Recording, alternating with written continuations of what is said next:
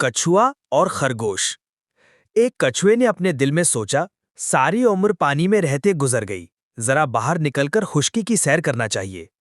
ये सोचकर वो पानी से बाहर निकल आया। मैदान की खुली हवा उसे बहुत अच्छी लगी।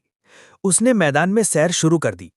कछुआ आहिस्ता आहिस्ता चला जा रहा था कि रास्ते में उसे एक खरगोश मिला। खरगोश ने कछुए को देखा तो बहुत हंसा। कछुए ने खरगोश से पूछा, क्यों भाई, हंस क्यों रहे हो? खरगोश बोला, पूछते हो कि क्यों हंस रहा हूं? तुम जरा अपनी चाल तो देखो, रेंग रेंग का चल रहे हो। बस यही देखकर मुझे हंसी आ गई।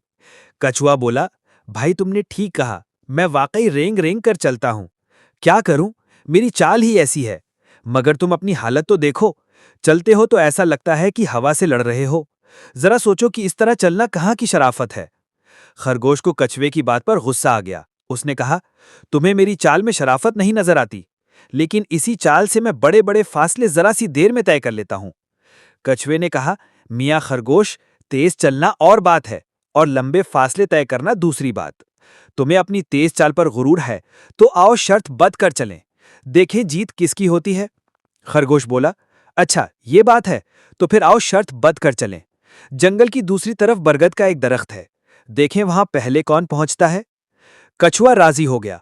खरगोश ने छलांग लगाई और देखते ही देखते दूर निकल गया। कछुआ आहिस्ता आहिस्ता चलता रहा।